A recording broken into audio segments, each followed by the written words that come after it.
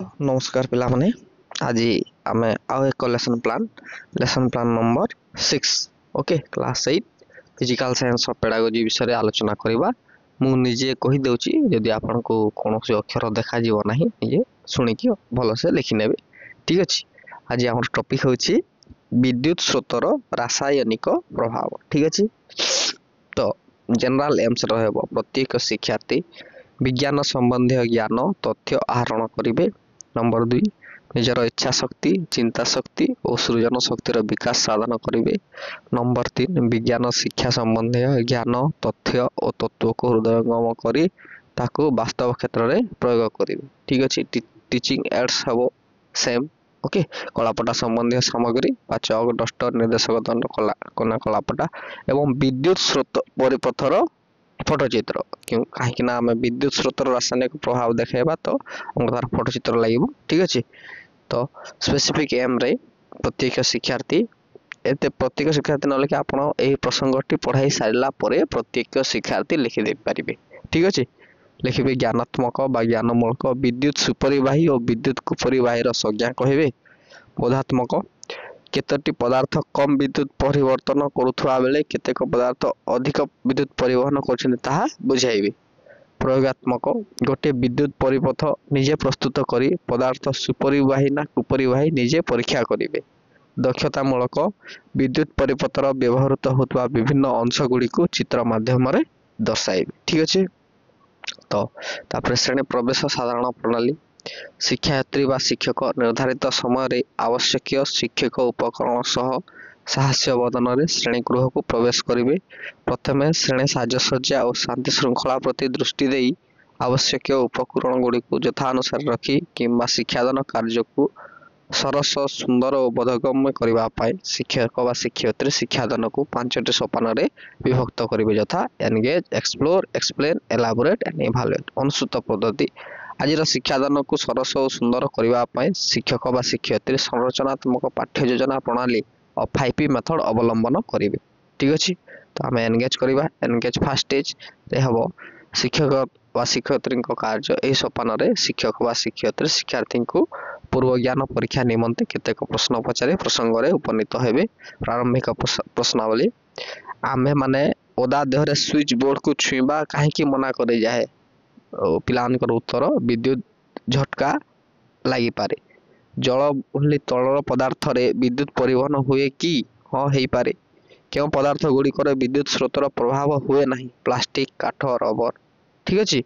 प्रसंग उपनीतकरण उपरोक्त प्रश्न गुड़िकर सठिक उत्तर पाई सारिबा परे आज आम विद्युत स्रोतर रासायनिक प्रभाव विषय आलोचना करबा कही कलापटा स्थित प्रसंग स्थान को पूरण करेंगे। प्रसंग विद्युत स्रोतर रासायनिक प्रभाव ठीक अच्छे। सेकेंड स्टेज एक्सप्लोर उद्देश्य ज्ञापन दल गठन वर्तमान शिक्षक व शिक्षयित्री शिक्षण प्रक्रिया को त्वरान्वित करने 8 जन शिक्षार्थी को नहीं गोटे लेखा दल गठन करेंगे एवं से दल गुड़िकर नामकरण करी प्रत्येक दलर गोटे लेखा दलपति चयन करेंगे से यू आकार में बसवाक कहे। शिक्षयित्री कार्य यह पर्यायर शिक्षयित्री शिक्षार्थी मान पूर्व ज्ञान संबंधी प्रश्न पचारे एवं शिक्षार्थी माने तार उत्तर कार्य फर्दर लिखिबे आपण बीबी वर्क मेंटेन करते ठीक अच्छे। कार्य फर्द 1 विद्युत सुपरिवाही कहले कौन बुझाओ यार एक तालिका प्रस्तुत कर। विद्युत कुपरिवाही कहले कौन बुझ यार एक तालिका प्रस्तुत कर ठीक अच्छे। देखो शिक्षयित्री कार्य किसी प्लास्टिक बोतल टीपी संग्रह कर सेगुड़ी को पानी रे भल भाव धोई सफा कर और सुखाओ। गोटे टीपी रे किसी भिनेगार किंबा लेंबू रस नियो एवं टेस्टर 2 अग्र को लेंबू रस किंबा भिनेगार 2 भिन्न भिन्न जगार बुड़ाओ जेपरि कि अग्र 2टी मध्य व्यवधान प्राय 1 सेंटीमीटर रहिबो। टेस्टर अग्र 2 को सेमिति बुड़ाई 5-10 सेकेंड रख। कार्य फर्द 2 शिक्षार्थी तमे किछि लक्ष्य कल कि कौन देखिल टेस्टर बल्ब जलिला कि एथिरु आमे कि सिद्धांत पाउछे नहीं थिवा तरल पदार्थ विद्युत सुपरिवाही कि ठीक अच्छे। शिक्षार्थी यथार्थ उत्तर पाई सारिबा परे यार उत्तर कलापटारे लिखिबे ठीक अच्छे। एक्सप्लेन स्टेज नूतन ज्ञान प्रदान शिक्षयित्री आलोचना कौन से पदार्थ विद्युत परिवाहित हेले ताकू विद्युत सुपरिवाही कहा जाए। जो पदार्थ दे विद्युत परिवाहित हुए नहीं ताहा विद्युत कुपरिवाही अटे। विद्युत सुपरिवाही लुहा ଲୁହା ଦଣ୍ଡ ଧାତବ ପଦାର୍ଥ ଇତ୍ୟାଦି। ବିଦ୍ୟୁତକୁ ପରିବାହୀ କାଗଜ, ରବର, କାଠ, ଶୁଖିଲା ପ୍ଲାଷ୍ଟିକ ଇତ୍ୟାଦି।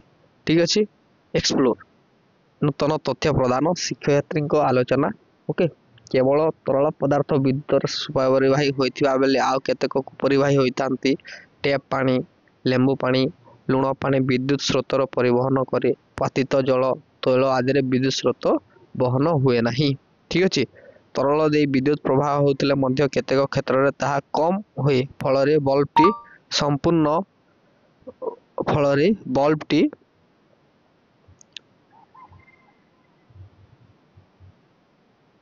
ସମ୍ପୂର୍ଣ୍ଣ ଆଲୋକରେ ଜଳେ ନାହିଁ। ଯେଉଁ ତରଳ ମଧ୍ୟ ଦେଇ ବିଦ୍ୟୁତ ପ୍ରବାହ ହୁଏ ସେଗୁଡ଼ିକୁ ଅମ୍ଳ, ଲବଣ ଓ କ୍ଷାର ଜଳୀୟ ଦ୍ରବଣ।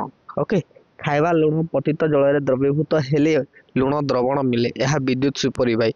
ଯେଉଁ ଜଳ ଆମେ ନଦୀ, ନାଳ, ପୋଖରୀ, ପାଣି ଟ୍ୟାପ ଆଦିରୁ ପାଉ ତାହା ବିଶୁଦ୍ଧ ନୁହେଁ। ସେଥିରେ ଅନେକ ଧାତବ ଲବଣ ପ୍ରାକୃତିକ ଉପାୟରେ ଦ୍ରବୀଭୂତ ହୋଇ ରହିଥାଏ। ଠିକ ଅଛି। ଆପଣ ବିବି ୱାର୍କ ମେଣ୍ଟେନ୍ କରୁଥିବେ ସାଇଟ୍ରେ ପଦାର୍ଥ ସୁପରିବାହୀ କୁପରିବାହୀ। ଓକେ, ଏଲଇଡି ଚିତ୍ର ମାନେ ଯାହା କଟା ହେଇଛି ସେଟା ଭଲସେ ନିଜେ ଅଙ୍କନ କରିକି ପିଲାମାନଙ୍କୁ ଦେଖେଇବେ। ତେଣୁ ଏହି ସବୁ ଉତ୍ସରୁ ମିଳୁଥିବା ଜଳ ବିଦ୍ୟୁତ ସୁପରିବାହୀ ଅଟନ୍ତି। ପତିତ ଜଳରେ ଧାତବ ଲବଣ ନଥିବାରୁ ଏହା ବିଦ୍ୟୁତ କୁପରିବାହୀ।